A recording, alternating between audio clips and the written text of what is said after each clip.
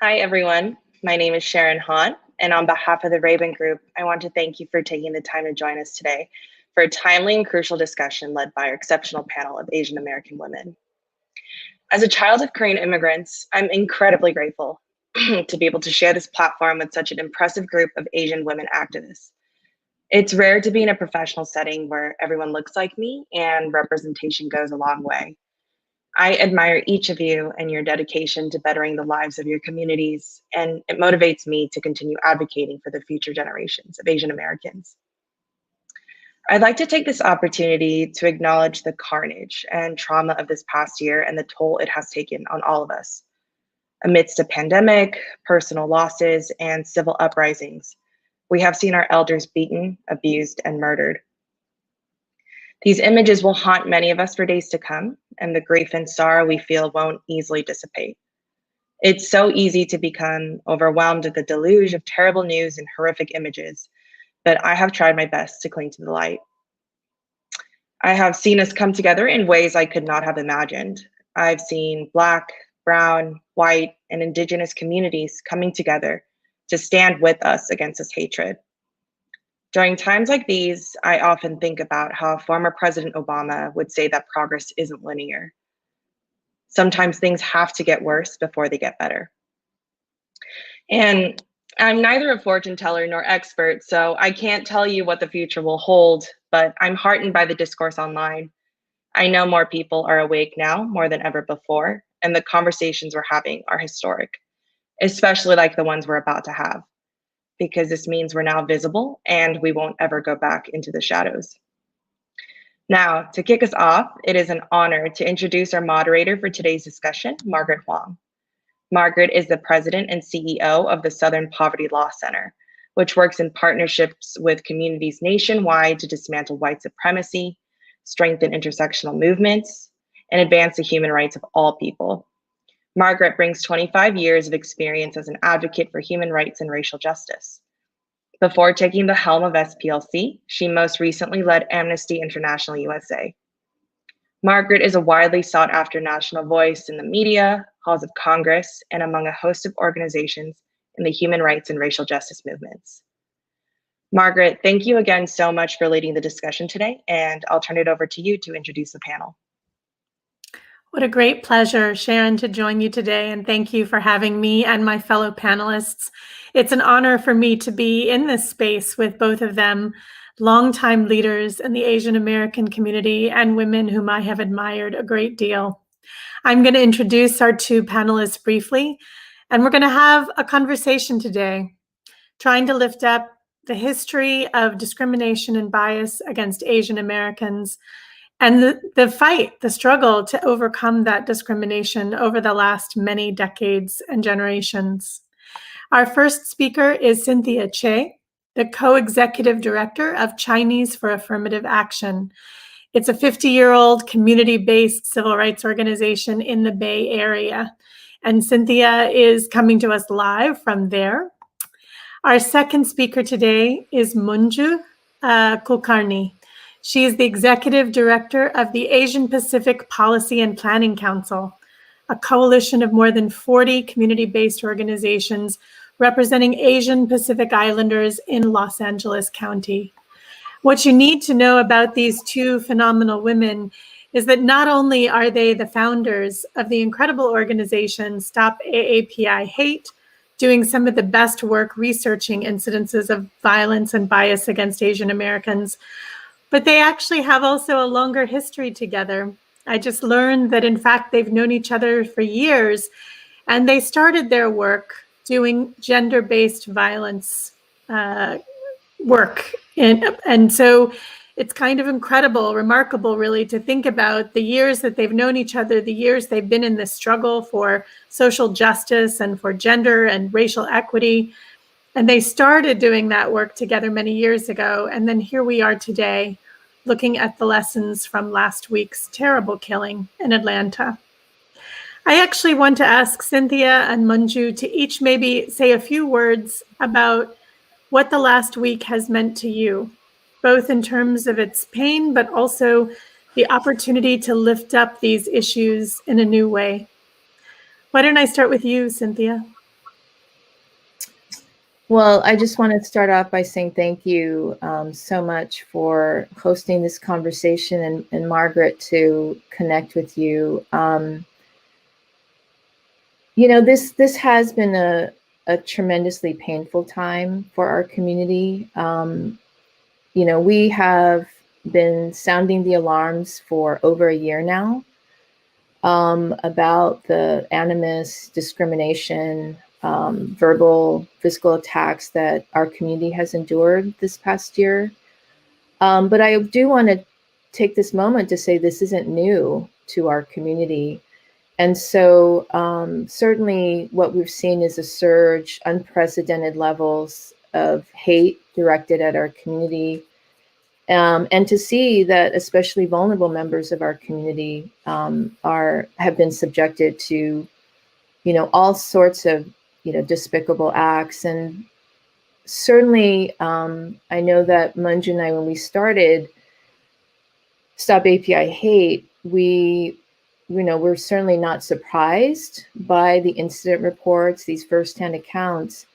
And in the early days, we talked about worst case scenarios, and the Atlanta area was one of those. And so I think this is why we started Stop API Hate, to document and to demand attention and urgency on this issue. For me, yeah, thank you, Margaret. And thanks so much for the kind and generous introduction. And I want to thank the Raven Group, and especially Mark and Priscilla, for connecting me to the organization and to the event today. So first off, I want to just express my deepest sympathies for the families of the victims in Atlanta, and also for really the Atlanta and Georgia AAPI community that I'm sure must be reeling from what happened. And really, as Cynthia noted, this is just the latest iteration of hate directed at Asian American communities. And really, I think what we are hoping to see is that it really gives us an opportunity to move away from invisibility, given that our community has faced similar types of racism and discrimination all the way back, excuse me, from the Chinese Exclusion Act to the Asiatic Barred Zone Act in the 1900s that prevented actually most of Asia and immigrants, potential immigrants from countries, including my homeland of India, from coming to the US. And that was really for more than 50-year period, all the way up to the Immigration Act of 1965. So I think having the opportunity to think about this in that broader context, and to also address some of the issues around the model minority myth and ways in which it is really utilized against our communities. Absolutely. And I know so many of us have been reading the report released last week, nearly 3,800 incidences of bias that have been documented by people self-reporting incidences that had happened to them. I wonder if you could each share a little bit about what surprised you when you reviewed the statistics and the numbers from the report, and what was perhaps the thing that you were most eager to lift up from the report? Manju, can I start with you? Sure. I think what's most disheartening about our data is the fact that those who are vulnerable in our communities have been the ones in fact targeted. And of course, we've seen some of that in Atlanta. And then also knowing as well that youth have been targeted as well. 10% of our incident reports involve attacks and verbal assault against our young people and seniors, of course. And that's some of what has been reflected in the media. Older adults, individuals over the age of 60 have also been targeted. And I think when we look at really that broader picture of ways in which, for example, women have experienced sexual harassment. We know from the Me Too movement and from Stop Street Harassment that 80% or so of women in the United States have experienced some form of sexual harassment and sexual assault. And so now to see that it is in fact also racialized, and we know through intersectionality that this in fact has been the reality for so many Asian American Pacific Islander women. And in fact, 68% of those who've reported incidents to us do identify as women in our community. Cynthia, anything that surprised you? You know, I would just add that the 3,800 incidents, we maintain is just the tip of the iceberg. We know that there are many people who experience this on a daily basis and who don't report on our site for various reasons. And I think the fact that we continue to get, new reports on a daily basis, that this is coming from all over the country, I think is not a surprise. And I think that, the thing to really note is that, many, many members of our community do not report to government institutions or law enforcement for a variety of reasons. And so community-based organizations really play a pivotal role in terms of documenting, but also proposing solutions, right? And so I know we're going to be talking about that, I think, later on in our conversation as well. Absolutely. Thanks. There's been a lot of discussion online and in the media about the motivations of the perpetrator of the terrible incidences in Georgia last week. And I was really struck by the efforts of law enforcement to create a narrative that wasn't about race or even gender, strangely enough. I wonder, Cynthia, if you would comment on that. Why do you think there's this big debate about whether this crime was motivated by race and gender when so clearly the victims of the crime reflect a focus on Asian women? Yeah, I'd love to start with an incident that many people actually don't know about, where a similar thing happened, where race was downplayed. And this was in 1989 in Stockton, California. Patrick Purdy basically shot into an elementary school of primarily Southeast Asian students, 5 of whom died, 29 injured. And at that time, local law enforcement downplayed that race was a factor. And upon further investigation, we learned very quickly that this was a person who, really felt that Southeast Asians were taking away jobs, and he really blamed them for his plight in life. And so, this isn't anything new to our community as well, where race or gender are downplayed as factors.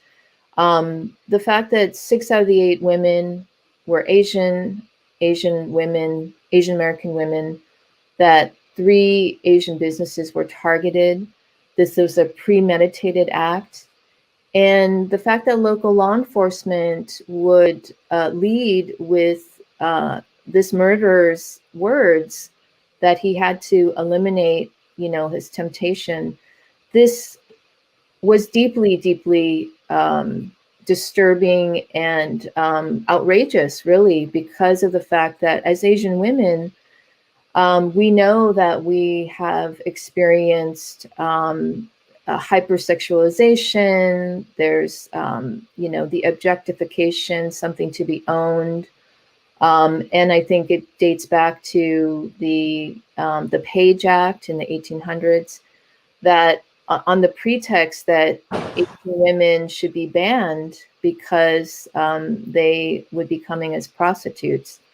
So, this is something that I think is a reminder that we have to understand history, and we have to understand that race and gender are always a factor when it comes to our lived experience. Thank you.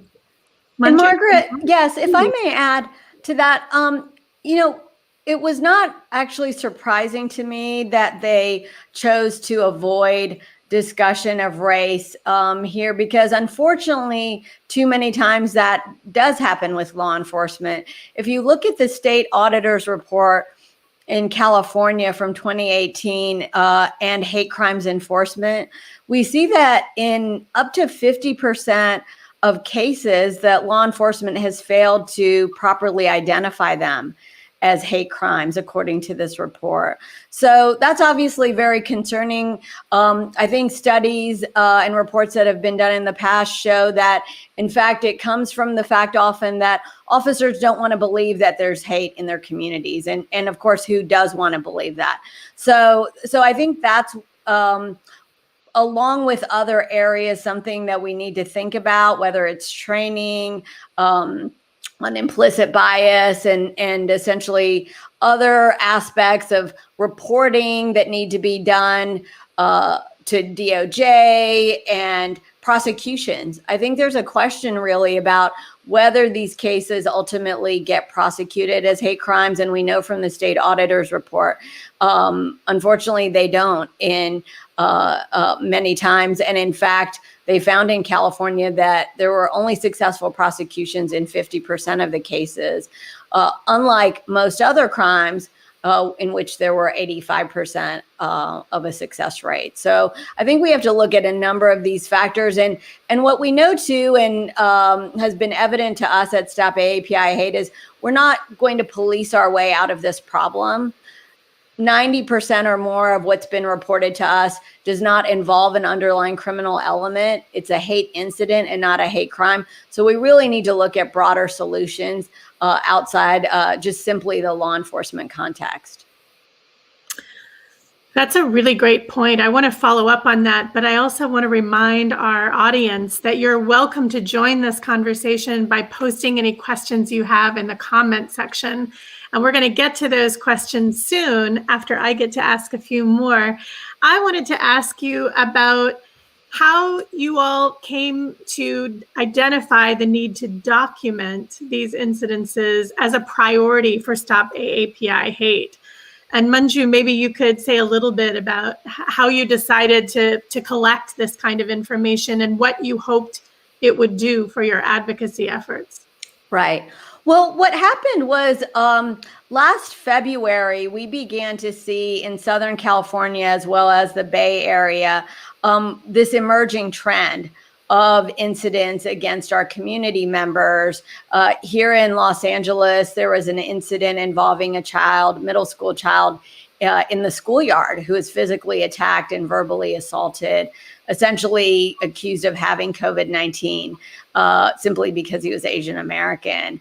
And so we knew from that case and others that were starting to take place that unfortunately this might be something we would see more of.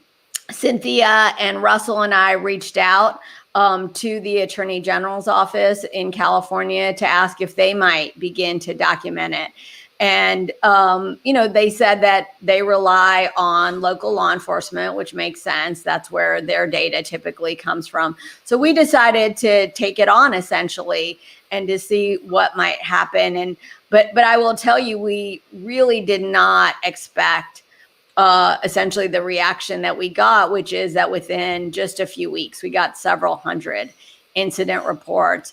And that grew and grew to the point that we're at now, coming from all 50 states and the District of Columbia, at the number of, just under 4,000. And we expect that number to also grow. So, I think, it was just sort of an understanding that this, we were seeing too with the rhetoric from the former president, that there was this backlash essentially happening against our community members. And sadly, it was taking the form of physical attacks as well as discrimination, refusal of service, and then also, of course, the very high level of verbal harassment and name calling, which so many in our community have faced. And Cynthia, I did want to ask you about the recommendations you've made based on the findings in the report. What is it that governments, let's start with governments, should be doing to address these serious concerns? Yeah, so I think it's really critical of importance to state that, you know, we didn't just want to track what was happening. We really wanted to understand the magnitude of it, the nature, to whom was, you know, most vulnerable, where it was happening, so that we could develop, you know, a more comprehensive response. So to Manju's point, over 90%, a majority of the incidents are not hate crimes, right? And so we know the challenges of just having a narrow approach to a whole of society problem, right? And so we've really focused on a number of strategies. One is that community groups are the first responders to incidents of hate, discrimination, violence. Again, this isn't something new, and we've been working on this issue. I mean, one of the reasons why we started this reporting center is because of historic precedents, you know, and we knew that it was going to get bad. We knew that there was going to be a minimization, that this was even a problem. And so we do feel as though community groups need to be supported as first responders, as trusted entities for the community. We do believe that government has a role. We are working within the state of California to ensure that our chief civil rights enforcement agency is doing this in language, such a basic thing that we need to demand of our government, that information and resources are available. And we are working with our federal government. We think it's wonderful that the administration has issued a statement and a commitment and recognizing and seeing us. But they need to go further with action, with resources that, again, fund community-based organizations who continue to be on the front line. What we saw in Georgia after the mass murder was community-based organizations leading the response at that time, and continue to. And I think it's a testament that community groups need to be supported. No question, Cynthia. And there's really the groups on the ground in Georgia, the AAPI community organizations have really stepped up and responded to support the community and to make demands on the state and local governments in Georgia to make sure that they're not overlooking their obligations to our community. Manju, I know last week you also testified before Congress at a previously scheduled but incredibly timely hearing on violence and discrimination against the AAPI community. What were your takeaways from that discussion, and do you have any sense that Congress is looking at taking some actions in this area? I think that there are several opportunities right now to look at a positive and comprehensive federal response. And so I would say toward that end, we have a three-pronged approach in terms of what we think can be done in this moment.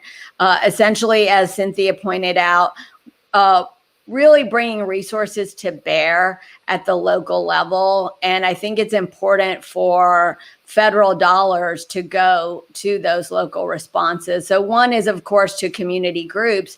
And we know, too, that government has a role here. Programs like the one in Los Angeles, LA versus Hate, and others around the country. I know in the Bay Area, they also have a rapid response system where here in Los Angeles, there's 211. Folks can call it, they can submit a incident report online. And there are 6 organizations that then provide direct support and help to those communities. And it's not simply Asian American communities and Pacific Islanders, but also African American, Latinx, Jewish, LGBTQ. So programs like this, we think, are really a model going forward for federal dollars. Number 2 is really a civil rights infrastructure.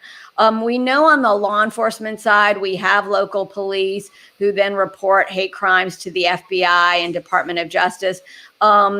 We'd like to see something similar on the civil side, given what Cynthia and I have pointed out, which is that 90% of these incidents don't involve a crime. So if we're really looking for comprehensive solutions, we need something that's going to tackle this part of the problem, which is most significant.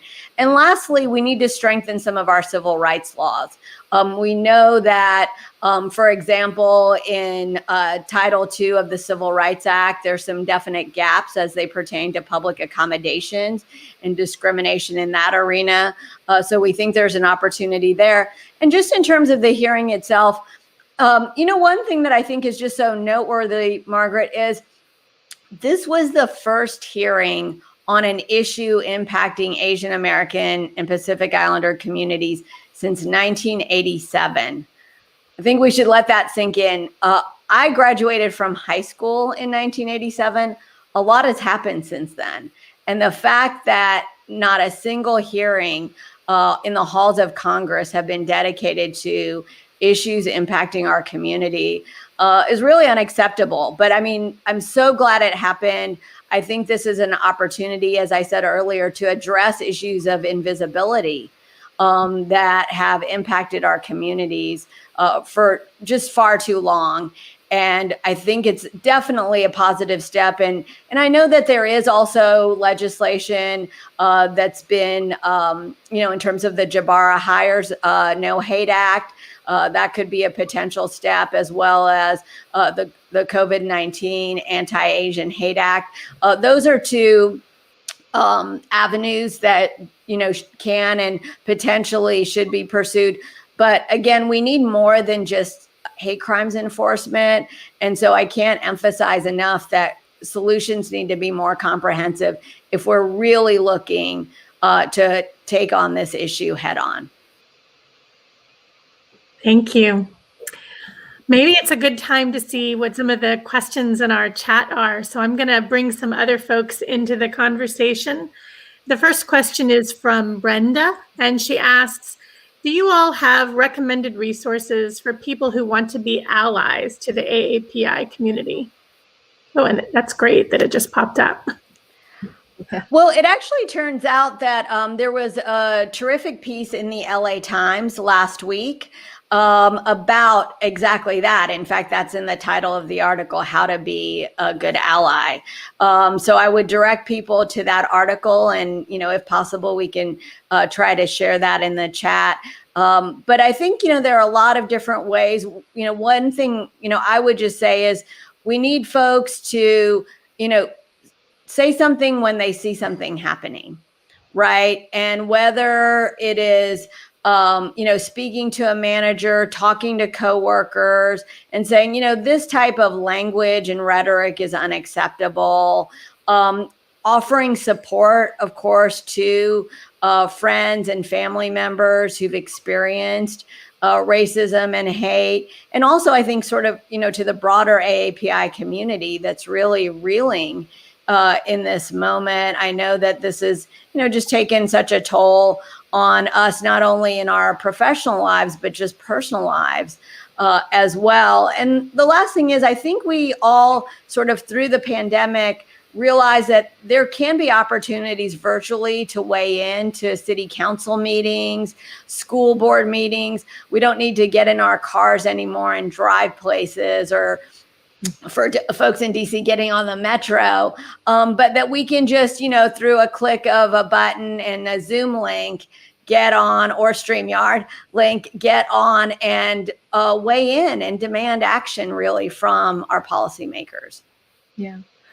I'd add, those are all really wonderful suggestions that we talk about often when people say, what can I do as an individual? What can I do as somebody who runs a company or, has a platform? I would just also suggest going to our website at Stop AAPI Hate. We have a Act Now page, and there's a whole series of actions that you can take as individuals and as somebody who's interested in thinking about how they can use their influence and again, their platform. One simple thing that you can do is to promote our reporting center. There's also public safety tips. And of course, you don't have to be Asian to use our reporting center. You could actually see something, witness something, and report it there. That's a great flag. Thank you for sharing that, both of you. It reminds me, I wanted to ask you, we've talked a little bit about the diversity of the Asian community in the United States, but Pacific Islanders have also been affected in the last year. And I wonder, perhaps, Cynthia, you can share a little bit about what your reporting discovered about incidents of bias against Pacific Islanders as well. Yeah. So when we started Stop API Hate, our intention was to be inclusive of our diverse communities. And it's true that we have a smaller percentage of incident reports from the Pacific Islander community, in large part because, in most of these cases, the intended target is Chinese because of the connection to the COVID-related racism. But it's a reminder that all of our communities have been targeted.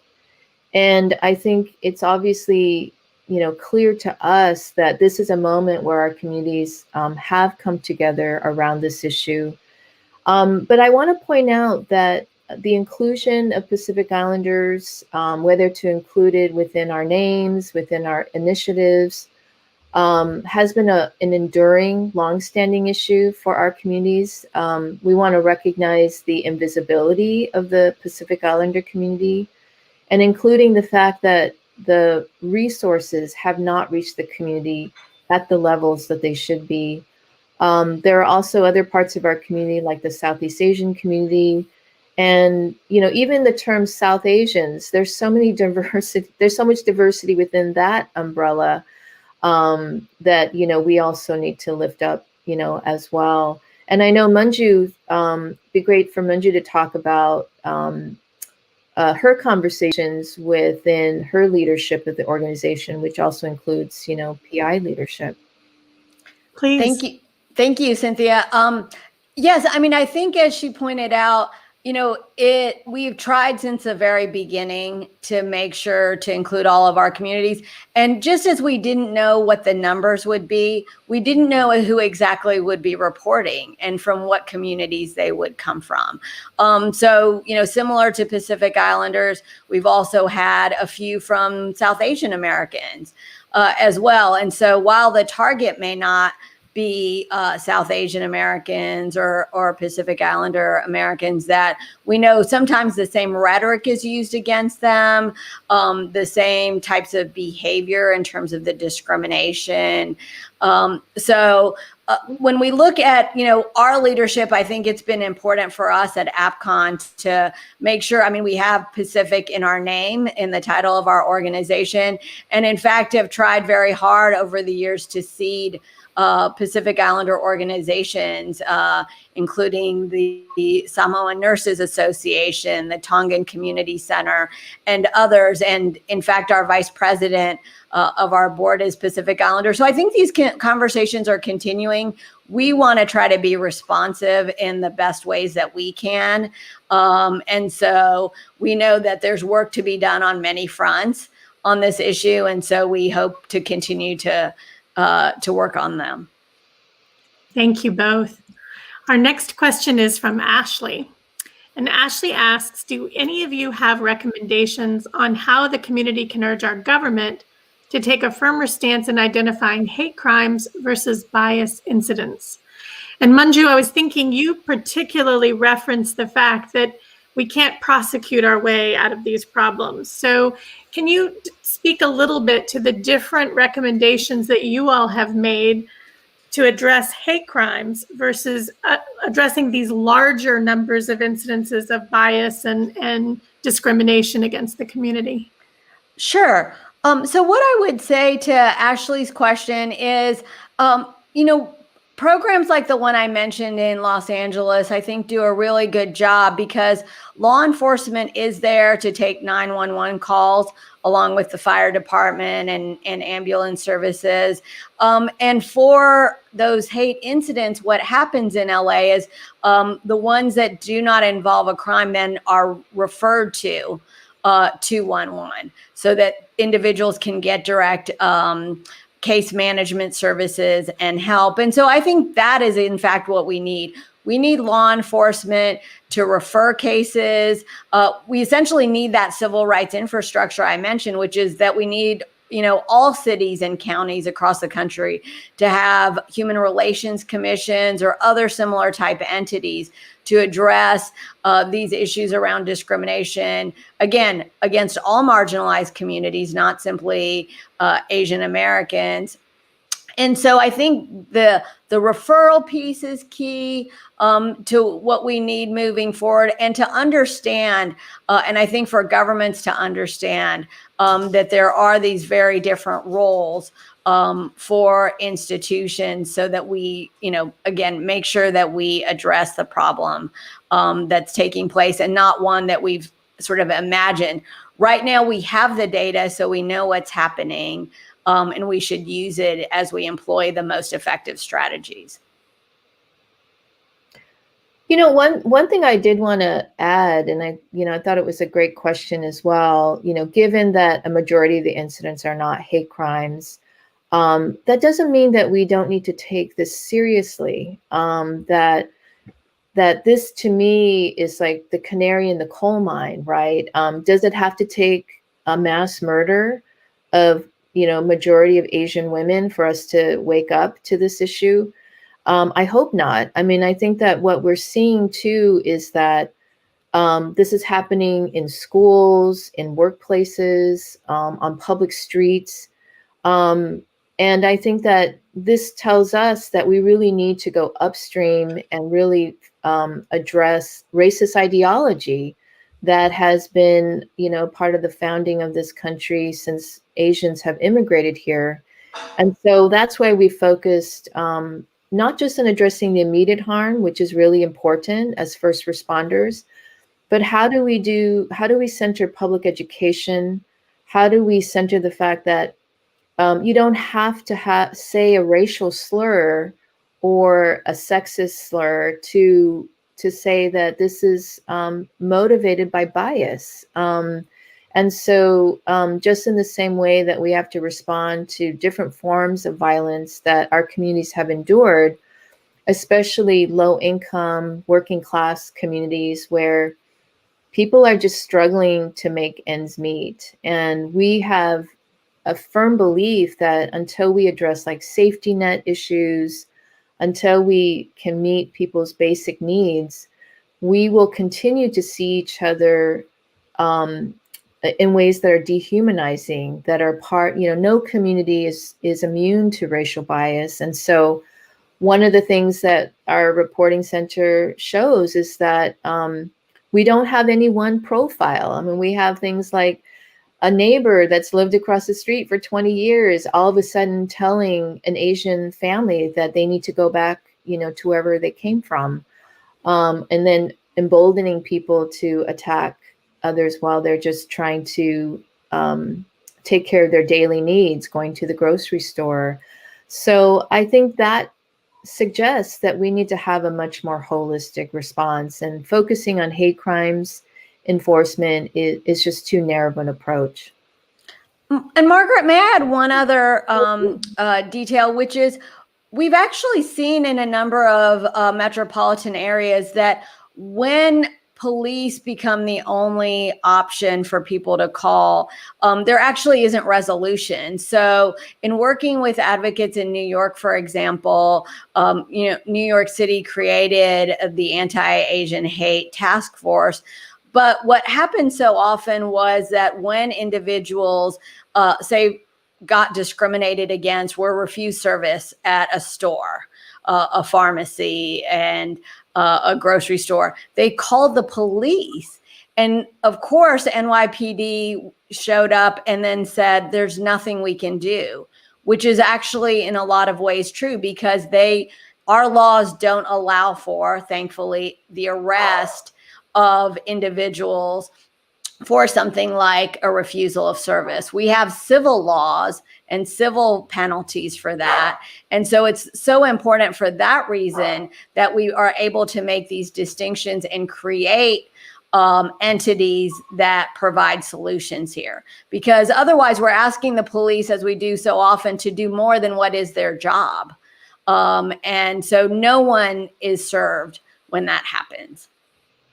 That's a great point. And both of you have really spoken to the next question from Latif, which is about how do we change this narrative that was created by the law enforcement agencies last week, rejecting the idea of this being a hate crime or motivated by bias.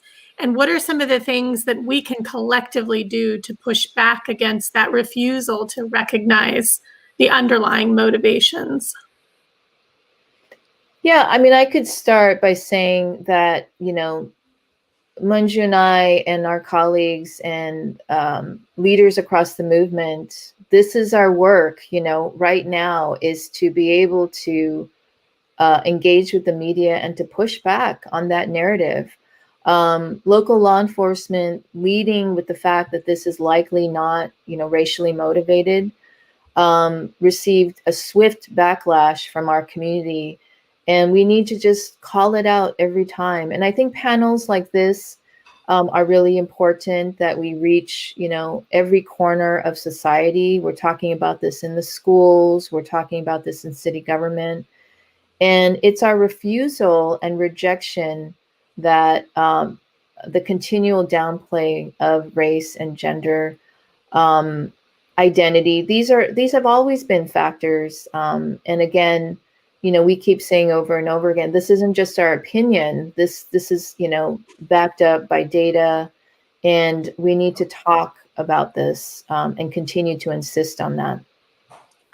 And I would just add to that, Margaret, that what we need is really a comprehensive investigation, simply taking the perpetrator at his word and essentially giving him alternative explanations or validating these alternate explanations before the investigation is even done, right? We know that when we look at the facts on the ground in that particular case, as was mentioned by Cynthia, the perpetrator drove many miles to target these places. We know from the press conference he had actually frequented those and similar types of spas or salons. So he knew who was going to be in those places, right? He knew the individuals that he would encounter. And in fact, also the fact that one of them had Asian in the name. The other two were also, very clear sort of about the services that they offered. And so I think, when we start to do a comprehensive investigation, facts become uncovered. I do want to add, it was only reported, I believe, in the Korean media, but, the fact that there were actually statements made by the perpetrator during the incident that indicate racial bias. I haven't seen it reported in American mainstream media, and, query as to why that is. Is it because investigators haven't spoken, to the victims and other employees, essentially, who were at the site to get that information? They didn't speak Korean or Mandarin or Cantonese. Questions like this come up. And I think it also raises a broader issue, which is, whose humanity are we recognizing, right? And is that broader, and does that include all of our communities and all of us in the US, or is it only those who look like the perpetrator, right? And too many times we've seen that, especially with mass shootings. And sometimes we've even seen it, on the front pages of the New York Times, where it's like, how could we get a better understanding of white supremacists? What cereals do they eat? What grocery stores do they go to? I mean, it's just such an interesting way of looking at things. I know that there was good coverage about the victims themselves and centering them, but I think we need to also think about what it means when we're constantly focusing on that humanity of white supremacists and perpetrators of mass killings in the United States. Yeah. I just wanted to raise two important points. One, of course, is that we had seen reports that the family members, many of whom, who are limited English proficient, were not communicated with. And, that is, outrageous that the spouses of the victims, family members were not getting information and being communicated with. So that's number one. And I think we should all be, outraged with that. I think secondly, this is another, again, whether or not there could be proof that he actually used a racial epithet or made a statement about targeting Asian women.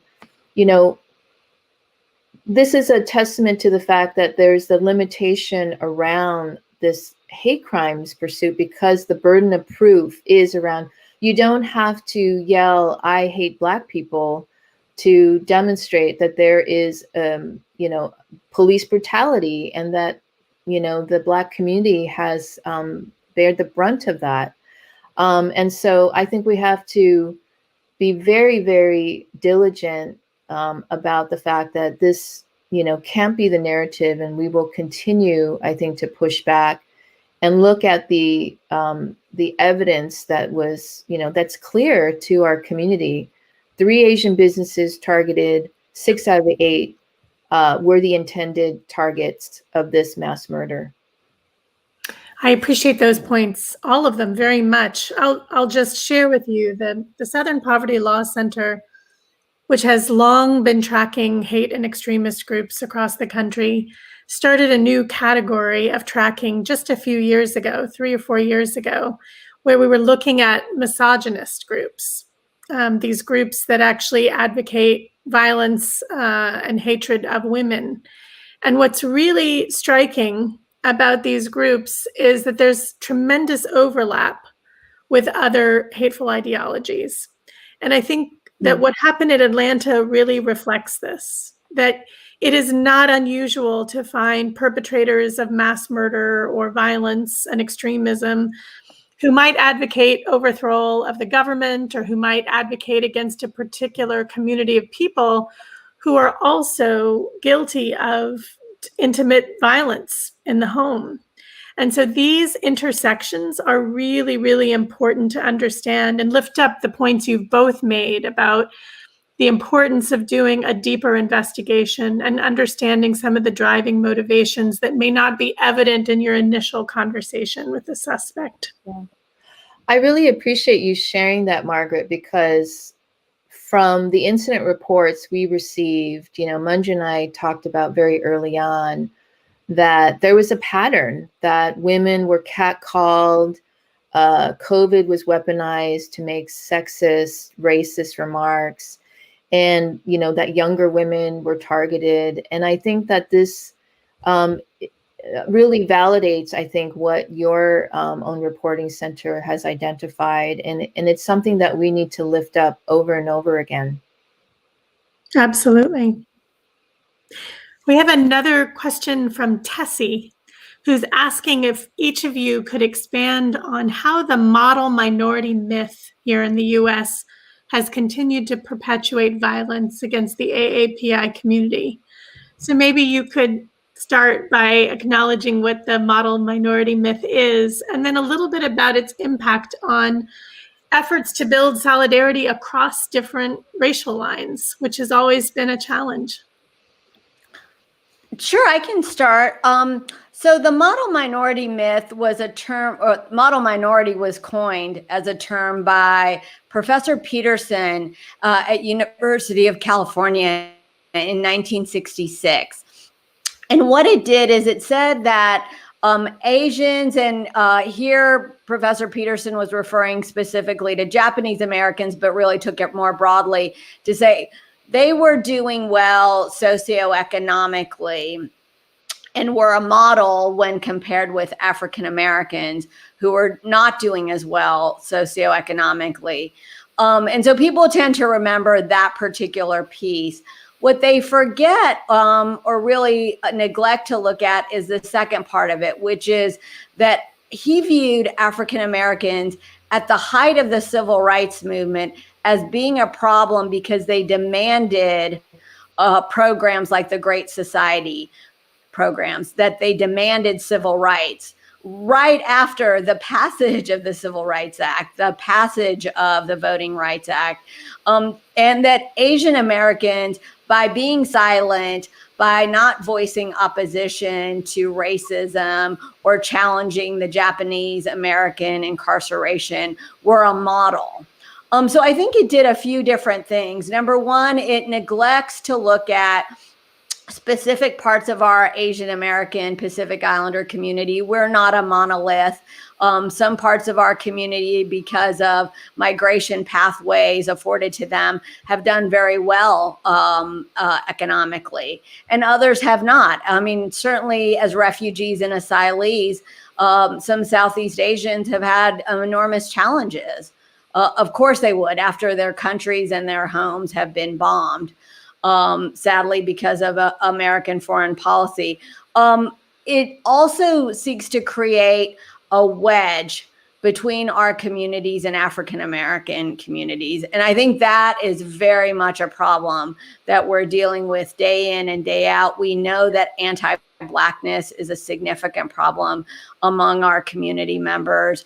And I think that term, for some, oddly, has been sort of a mantle of honor, where they think, oh, look at us, right? And I think when coupled with sort of white adjacency, there can be that, notion where people, accept that we don't have problems, that we don't have struggles, really like everyone else, right? And so it is all of the myths that surround that term that we really need to fight against. And I think this is an opportunity right now to show solidarity with African American communities, as many of us have.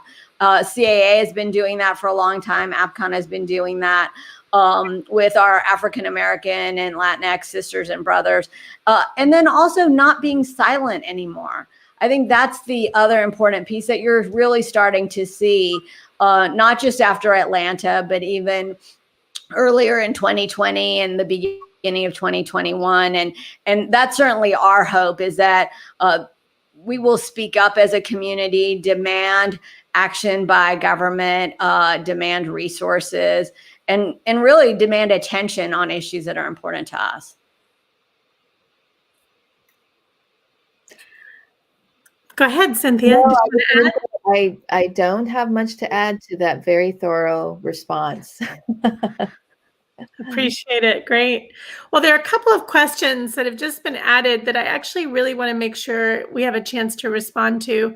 The first is from Megan Maloney, who asks, can you speak to the intersection of this also being a hate crime against sex workers and care workers?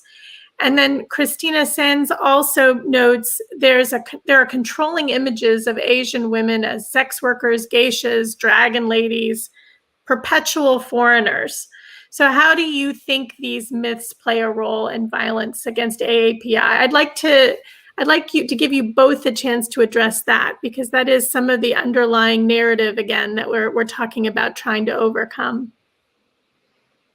Yeah, so I think the question in itself, states that this is a stereotype that has been assigned to Asian women, again, since, the early migration to this country, under the pretext that, Asian women were here as prostitutes, and the fetishization of, Asian women, and you think about the wars that we've had with Asian countries, and the fact that Asian women were considered, were objectified, were considered were impacted by the wars in terms of violence that they experienced, including sexual slavery and rape and many, many crimes of war that often women and children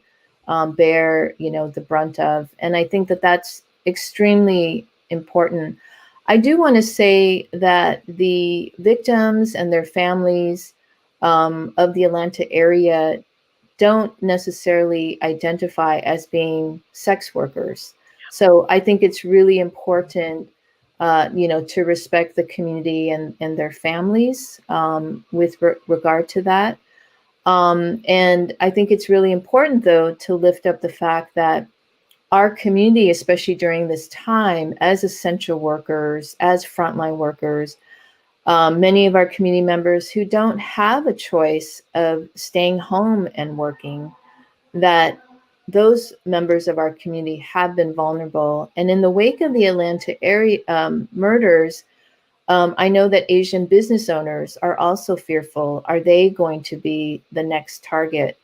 Asian corridors, business corridors, the Asian, the various Chinatowns, J-towns, Little Saigons, they've already experienced early drop in business closures because of the fact of the racist tropes, even before shelter in place took effect.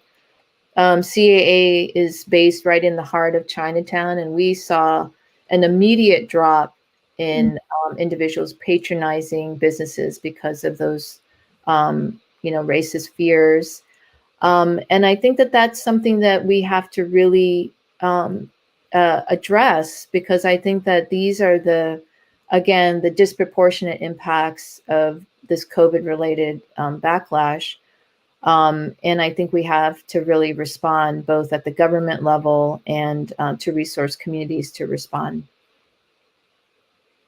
Thank you, Cynthia. Manju, would you want to add anything? I think Cynthia has covered it. I mean, it really is, with so many of the issues our community is seeing, we know that we've essentially been here before, and this is really just the latest iteration of these. So I think keeping that in mind and understanding the context, as Cynthia pointed out, is so important. So we know that it's not, these are not one-off incidents. And I think when one treats it as that or something new, then we not only forget our history, but we also forget some of the resistance that was successful, and sometimes unfortunately not successful, but how we can learn from those resistance movements to challenge what is the overall problem of white supremacy in our country. Yeah. The one other thing that I wanted to add, just to humanize the victims of the massacre, is, two things. Where I was listening to the 911 calls, and the fact that those who were calling for help couldn't get assistance in language, right? And so they weren't able to even have someone understand that they were being targeted and there was a mass shooting. So there's something about that, to hear the women try to explain that there was a shooter, a live shooter, and they are, in terror. And I was thinking about the moments in which all of this, took place. And secondly, I think with regard to painting these women as sex workers, or, a suggestion that, this could have been the result of like this person's sex addiction. I want to also center the surviving family members, the children in particular, who wrote about and talked about the fact that they never saw their mom because she worked night and day to try to provide for their families, and to try to make sure that they had food on the table, that they could go to college.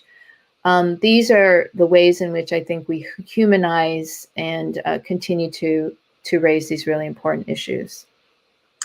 So important. Thank you both so much for your generous gift your time and your insights. I want to thank Diana, who noted that you all have a lot of great resources on your respective websites. So we want to encourage all of our audience members to check out those sites, particularly stopaapihate.org, but also the sites for the Chinese American Association and for APSCON. I don't know if I'm saying the acronym right, but both of those groups have tremendous resources available. We're really grateful, not only for today's time, but for all the incredible work that you're both doing. Thank you for that. And thank you to our audience for making time to join us today. We appreciate it. Thank you.